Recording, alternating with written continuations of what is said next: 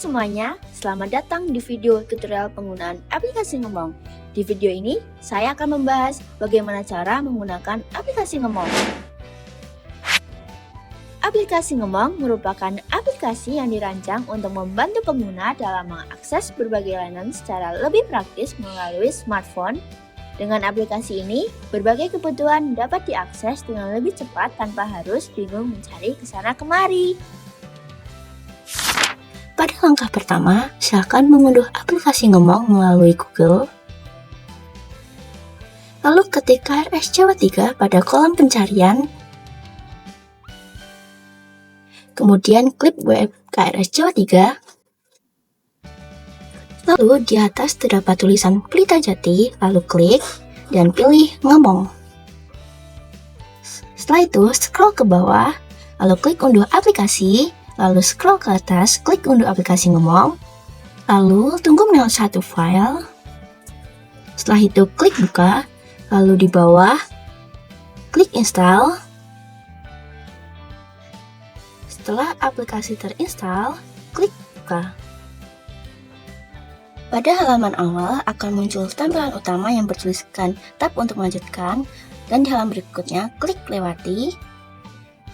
Selanjutnya, lakukan login ke akun kalian. Bagi yang belum memiliki akun, silakan memilih menu daftar di bawah ini, lalu klik. Di bagian daftar akun akan tertera tulisan daftar sebagai fasilitator atau TPL dan admin wilayah. Pilih yang kalian butuhkan. Sedangkan di sini saya memilih sebagai admin wilayah. Lalu isi wilayah kerja. Di sini saya memilih Kabupaten Yogyakarta. Lalu isi nama lengkap, email, dan nomor telepon seperti yang ada di video. Lalu di akhir, kalian bisa membuat kata sandi untuk akun kalian. Dan jangan lupa untuk konfirmasi kata sandi kalian. Setelah selesai, kalian bisa klik daftar sekarang pada kolom di bawah. Setelah itu, pada verifikasi pendaftaran, kode OTP akan dikirim melalui email yang sudah kalian isikan di daftar akun. Jika sudah dikirim, kalian bisa menuliskan kode OTP di verifikasi pendaftaran. Setelah itu, kalian dapat klik kolom di bawah ini. Lalu, kalian akan otomatis pindah ke WhatsApp. Setelah itu, terdapat pesan otomatis. Kalian bisa langsung mengirimnya ke admin. Dan kalian tunggu sampai mendapatkan balasan seperti ini. Setelah disetujui, kalian bisa membuka kembali aplikasi Ngomong, tab dan lewati. Kalian isi email dan kata sandi yang sudah kalian daftarkan tadi, dan jangan lupa klik ingat saya, lalu klik masuk di bawah ini. Lalu pada halaman utama juga menyediakan menu utama dalam bentuk kartu formulir yang dapat digeser ke kiri atau ke kanan, yaitu PSPS, pemantauan bantuan rumah swadaya, lalu rusun, pelaporan progres pembangunan rumah susun, dan yang terakhir PSU, pemantauan prasarana dan utilitas perumahan, tetapi PSU masih dalam tahap pengembangan. Lalu kalian dapat scroll ke bawah. Pada bagian ini, kalian dapat melihat ringkasan perubahan kondisi proyek, seperti tampilan sebelum dan sesudah pembangunan. Tampilan ini akan bergulir secara otomatis, sehingga kalian dapat memantau progres proyek secara visual. Di bawahnya perubahan proyek terdapat panduan. Jika kalian menekan menu PSPS, aplikasi akan menuju ke halaman panduan pelaksanaan PSPS. Halaman ini berisi bagaimana pendaftaran penerima baru, bagaimana mengisi laporan mingguan, bagaimana mengelola dokumen pendukung, dan bagaimana menyelesaikan proyek PSPS. Lalu kembali dan menekan menu rusun, aplikasi ini akan menuju ke halaman panduan pembangunan rusun yang berisi bagaimana mendaftarkan proyek rusun, bagaimana melakukan monitoring konstruksi, bagaimana mengelola unit dan penghuni, dan bagaimana proses serah terima proyek. Lalu kembali dan klik menu PSU, tapi masih dalam tahap pengembangan, maka klik kembali.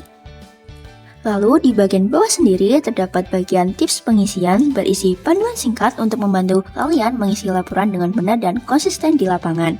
Tips yang pertama, gunakan foto terbaru. Pastikan foto yang diunggah merupakan kondisi terbaru di lapangan.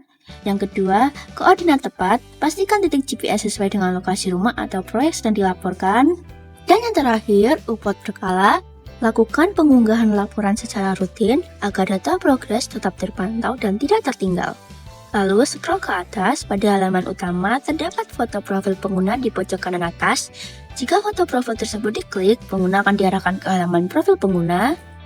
Halaman ini menampilkan informasi singkat pengguna sebagai pengaturan akun.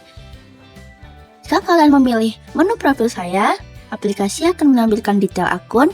Pada halaman ini, kalian dapat mengedit foto profil, nama lengkap, dan nomor telepon melalui tombol edit.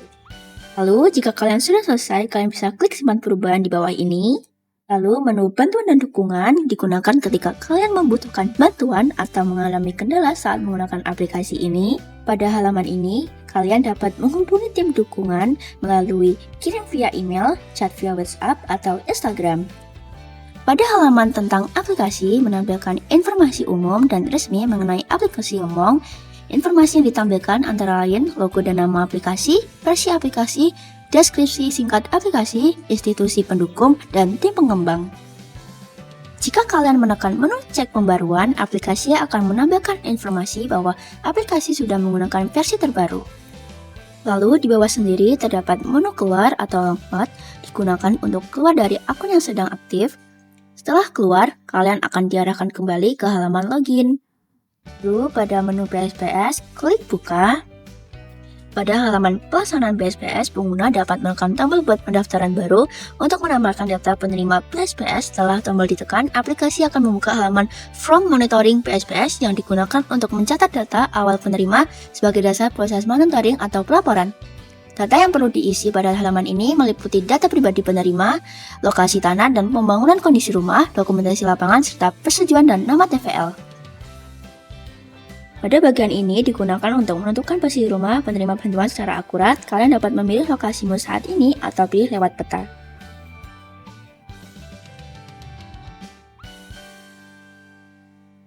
Dan di bagian ini mencatat kondisi struktur utama pembangunan berdasarkan hasil pengamatan di lapangan.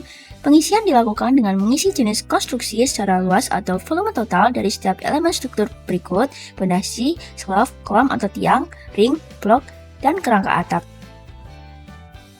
Bagian ini digunakan untuk mencatat elemen non-struktur atau bagian pendukung bangunan. Pengisian dilakukan dengan mengisi jenis konstruksi serta luas atau volume total dari setiap non-struktur berikut: penutup atap, dinding pengisi, kusen, dan lantai. Bagian ini diisi untuk menilai tingkat pencahayaan alami di dalam rumah, dan bagian ini diisi untuk menilai sirkulasi udara di dalam rumah. Pada kesediaan akses digunakan untuk mencatat fasilitas dasar rumah. Lalu, isi tanggal mulai pelaksanaan pembangunan PSPS di lapangan, dan mengunggah foto kondisi bangunan sebagai bukti visual monitoring.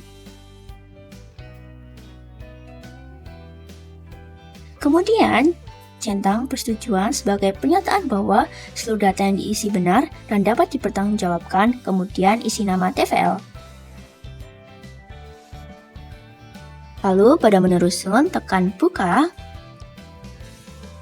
Lalu klik di bawah pada buat pendaftaran baru. Aplikasi akan membuka ke halaman From Monitoring Rusun. From ini digunakan untuk mencatat data awal proyek rusun sebagai dasar monitoring dan pelaporan.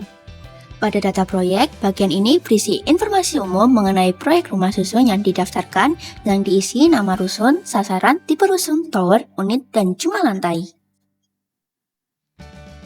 Lalu di lokasi pekerjaan digunakan untuk menentukan lokasi proyek rusun secara akurat.